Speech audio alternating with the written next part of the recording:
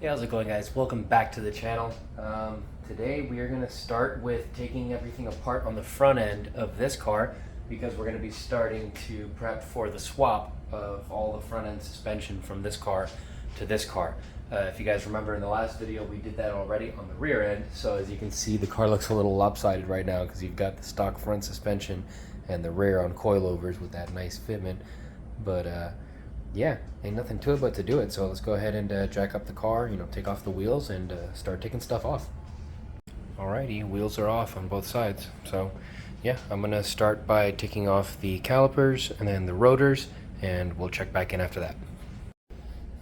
Brakes and rotors are off, and I went ahead and already broke torque on the like stock shocks.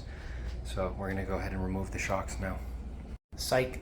So I know I said I was going to remove the shocks, but I just remembered something from when I did the angle kit on the other car.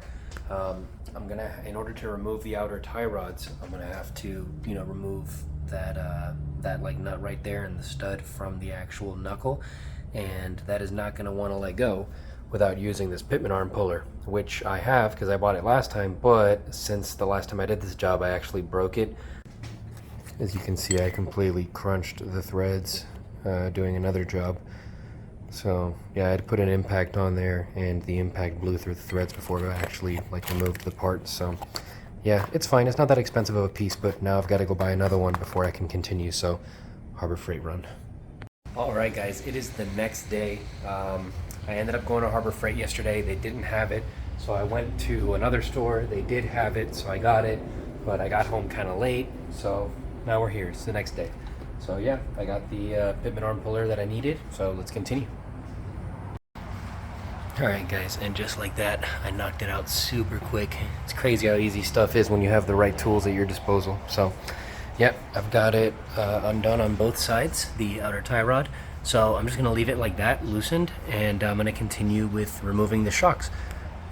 Psych! Before I do that, I'm actually going to completely remove the outer tie rod from the power steering rack, and make sure I leave that nut there so that the alignment is the same, and then remove the shock after that. Alrighty, stock shocks are out. That was much more trouble than I thought it was going to be, because when there's no weight in the car, you can't really count on being able to compress the suspension to be able to remove the stock bolts, because it just lifts the whole car under the spring pressure. So yeah, it was a bit of a mission, but I was able to get it. So yeah, let's go ahead and move on with removing the springs. There shouldn't be too much pressure now, so it should be pretty easy. And the springs are out. That was a hell of a mission, way more than I thought it was going to be, but I got them out. So now I'm actually going to remove the steering rack, because I'm actually going to be removing the entire K-member, and we'll explain that later. But for now, let's just worry about getting the steering rack off. Okay, it is the next day. I kind of decided to stop working yesterday. Don't worry about it. But yeah, I've got everything undone from the steering rack except for that one bolt that I did some research and found out existed.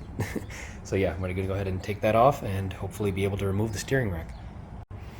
Okay, steering rack is out. You can see those dowels stayed behind. It's pretty cool. I've never seen the K-member like that. I've never removed a steering rack before. But yep, there it is on the parts bench.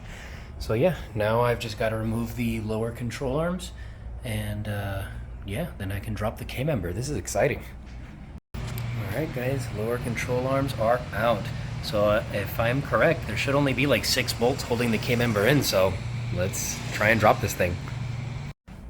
Alright guys, check it out. I've got the K-member unbolted, and it is hanging by 2 bungee cords on either side of the car. I needed to find a way to support it so that it wouldn't just fall out as soon as I, undid the bolts, and this was the best thing I could come up with, and it worked out perfectly. So pretty proud of myself for that one. I'm telling you boys, you can do it by yourself. You don't need the homies. You don't need them. But yeah, let's go ahead and remove these bungee cords one side at a time and bring down this K-member. And the K-member is out. Look at this, man. I have never had a car this empty. I mean, I was about to say that I've never seen a car this empty before, but I've seen a few, not many, but man, this sure does look crazy. But yeah guys, and with that we are done with the disassembly on this car. So now the car is ready for us to install that new part that I'm not sure if I mentioned earlier. So let's go ahead and reveal that now. Check it out guys. So this is the tubular front K-member for LS swaps meant for the Fox Body and New Edge Mustangs. This part is from Speed Engineering, and they make a whole kit that's like the K-member, motor mounts, the like the power steering rack, like input shaft, as well as the headers that are meant for the LS swap in the Mustang. So yeah guys, now that this car is gutted in the front, it's ready for that Speed Engineering front K-member. But yeah, I think that's going to be it for this video guys. I'm going to keep it a little bit shorter because the last video went a little bit long since I did like the whole job in one video. So I think I'm going to break it up into you know, like a little bit of a series. I'm not going to, you know, number it in a series like I did with the angle kit install. But yeah, I'm just gonna make it many shorter videos as opposed to one really long video, and see how you guys like it and see how the algorithm likes it and see how I like it. So yeah guys, thank you very much for watching. That's gonna be it for this video. I will see you guys next time. Thank you guys again for watching. Bye.